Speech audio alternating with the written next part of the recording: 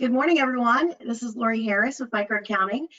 Thank you for joining us today for our presentation on fixed assets. I have Ed Williams with Sage also joining us today. Before we get started, a couple of quick housekeeping items, I should say, not cleaning really. All the lines are muted because we are recording this presentation. However, we do want questions. So if you can please type those into the question panel on GoToWebinar. We will take a few spots throughout the presentation and definitely at the end where we'll go ahead and respond to those questions and answer those. We want this to be valuable for you, so please don't hold back. Ask as much as you would like. So today we're going to be talking about fixed assets. I'm going to go through a little bit of a PowerPoint, and then I'm going to pass it over to Ed. He's going to do a couple more slides of PowerPoint, and then after that we are going to jump into a live demo that Ed is going to do for us. So here's our agenda, doing a quick overview. We'll talk about integrations, and then Ed will take over when he'll start talking more about the depreciation module and fixed assets versus Excel, and then really getting into the product demonstration, the benefits, and those things, and then obviously the question and answers. So for me to kick off, let's talk about our fixed asset solution overview. So there are technically 3 modules that are part of the fixed asset solution. We're going to be talking about depreciation today, but we did want to make you aware that there are 2 other pieces to that. One of them is the planning module. So the planning module can be used, so for example, if you are opening a new office, you could set up all of the assets that are going to be used in creating that new office, setting that new office up, putting those in the system. And then once that project is completed, once that plan is completed, those assets then move over to the depreciation modules to be set up there to start doing depreciation. So if you have, and I said setting up an office, but you could be building something, those type of things, that's what the planning module would be used for. And so that's the benefit. The module we have, and I apologize if everyone hears my dog barking in the background right now, so it's working from home, right? So the next module is the tracking module. So the tracking module is really designed for if you need to do a physical inventory of your assets. So if you have assets, and sometimes people will retire assets or assets get lost, and no one knows, or someone sells them and no one knows, and so you keep paying taxes on that. So if you have a need to physically scan your assets, track them, go around and count them, the tracking module is huge in aiding in that. So that's the tracking module. And then the depreciation module is the module we're going to talk about today, which hopefully that's what you all joined for, is to help and assist in calculating that depreciation. There's over 50 plus, or less than I knew anyway, 50 plus depreciation methods that the system will track. And so Ed's going to get more into the depreciation module. There's actually one other piece, the custom reporting, that is technically a 4th module, but because it works with all of the other 3, we kind of talk about it jointly there. And so Ed will talk about some of that custom reporting today as well. So as a benefit for all of you, I think everyone on the line today is one of our existing Sage 100 or Sage Intacct. You're using one of those applications today. Beautiful news about Sage Fixed Assets is it fully integrates with both of those. So there's a GL integration, so that depreciation that's getting calculated, it will flow over into your general ledger of Sage 100 or Sage Intacct. So you don't have to manually do that journal entry any longer. It automatically pulls in there. There's also an AP integration, so that as you're buying assets, when you have that AP invoice that's coming in, if you know that it's an asset at that point, you can code that AP invoice in such a way that it's automatically going to set that asset up into the depreciation module so that you can start depreciating it. You'll have some additional pieces to go in there, but it will certainly set up the shell of it. So now we are going to move into our Excel versus fixed assets. I'm going to quit sharing my screen because I'm going to pass control over to Ed. Ed, you should have just gotten an alert saying that I'm passing control to you. Perfect. We see your screen. Okay, and it's on the Excel versus Sage fixed asset screen, correct? It is. Okay, good afternoon, everybody. My name is Ed Williams. I am a part of the Sage Fixed Assets Expert Services team. So we do a lot of custom integrations. The advantage of using Sage Fixed Assets versus a spreadsheet, it's listed here, but it's not really showing the big picture. Because with a spreadsheet, you don't have 300,000 tax rules and GAAP rules. You don't have 50 depreciation methods. Everything is pretty much a guess. With the Sage Fixed Assets, using Sage Fixed Assets, you have all of this built into the application, plus it does all of it won't let you do anything that the IRS doesn't allow. It gives you your tax reports. It integrates with other ERP systems. You have customizable views. So everything is totally automated. So where with a spreadsheet, it would take you probably 30 minutes to work on one asset. With Sage Fixed Assets, that 30 minutes now becomes 1 minute to build an asset because the system does all those checks and balances as you go along within those fields. And using Sage Fixed Assets, it really, I just told you, it has the integration with other ERPs plus the Sage ERPs. It maintains compliance with the IRS and GAAP rules. It's clean and accurate data, so you have the data integrity that is maintained. It doesn't allow it identifies ghost and zombie assets, meaning you have a ghost asset when you have gotten rid of an asset, but you're still accounting for it. A zombie asset, you can have the asset in the organization, but you aren't accounting for it on your records. So as you go through, you may find that you have zombie assets. You need to account for that. So then you can build that asset and start maintaining the depreciation. It eliminates overpayment on insurance and taxes, saves a lot of time. The disaster recovery and business continuity, you can build the disaster recovery into your business continuity plan.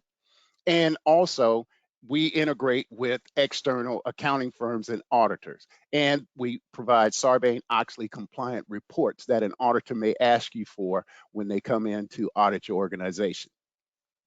This is your return on investment. It's pretty clear.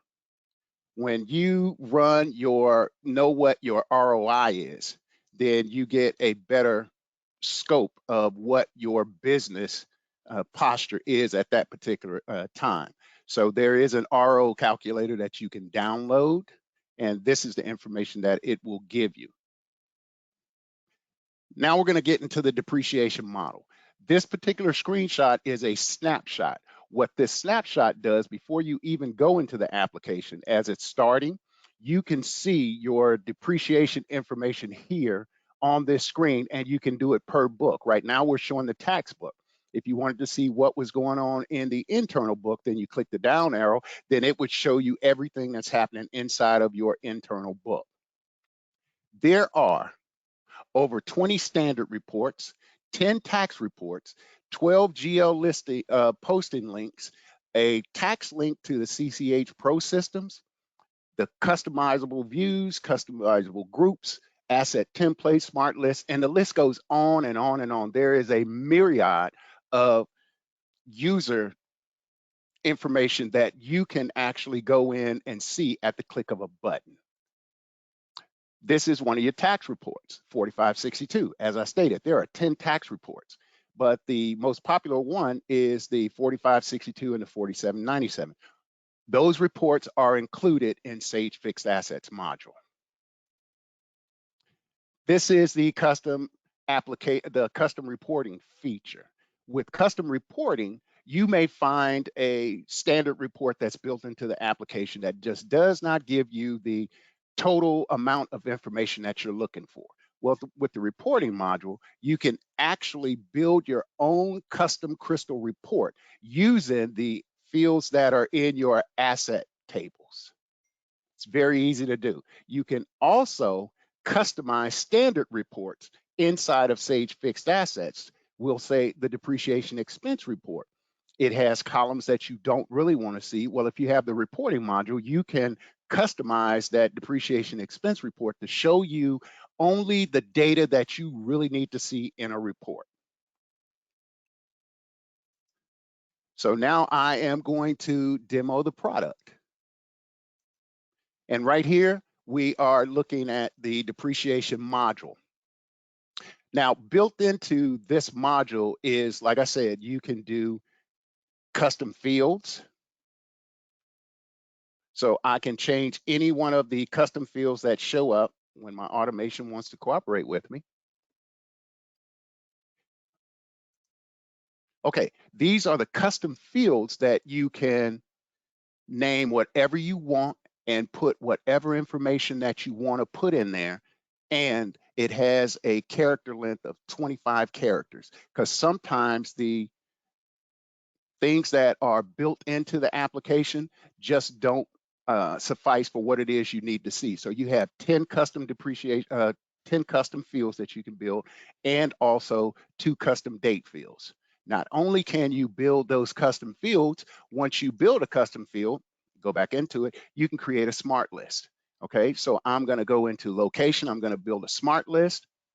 And what this does is allows me to fill in the information that is already there. And I can tell it I want to do it as a drop down. What does this do for you? It allows you to create assets a lot faster. Instead of having to type in information that's already there, you click on it, it creates a drop down list. You can just click on it. You can create a drop down list for every piece of information that is in here. And if you say that you want certain fields not to be able to be skipped, saying that you have to enter this information in there, and we'll say the GL account, Accum account. I can tell it that I want to make this a required field, and I want to generate a smart list. So now I can fill this and tell it that they can only use the GL accounts that are in my smart list. Once that's done and I click OK, then when I open up an asset,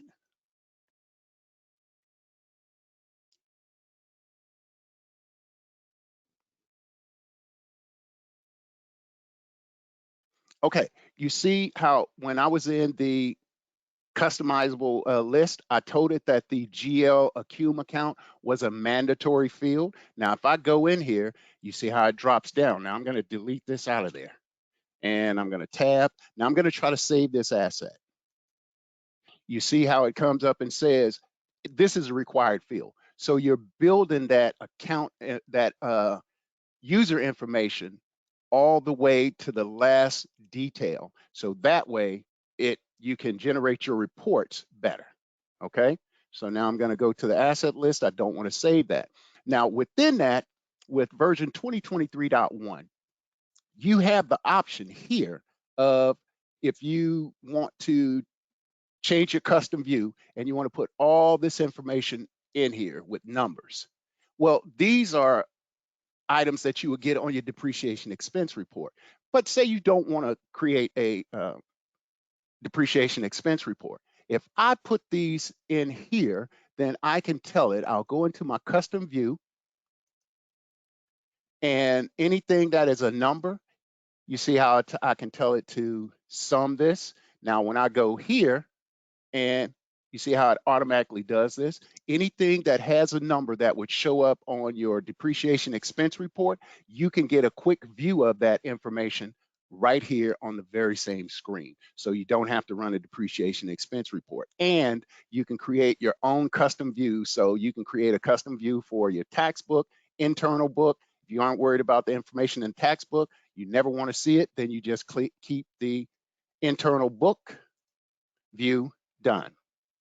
And that information now is going to show up. So what I did previously is I set up everything that would show up on your depreciation expense report. It's here at a glimpse. And not only is it there at a glimpse, I can also export every bit of this information into an Excel spreadsheet. So I can do lookup tables, I can create charts.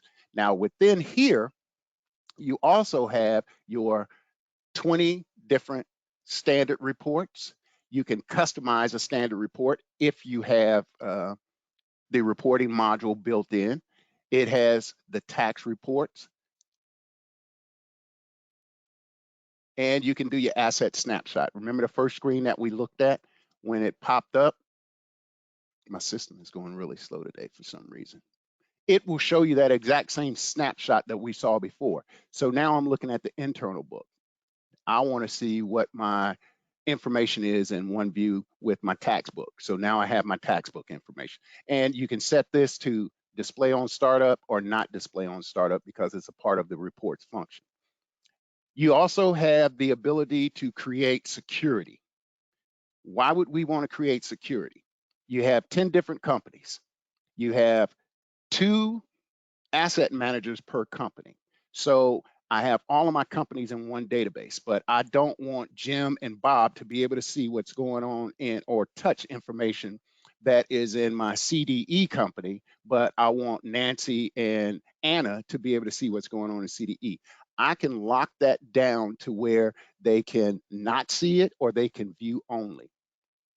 And when they come in to do an audit and you run the audit report for them that shows them what user has access to what information in the company file, then you've already satisfied that requirement here.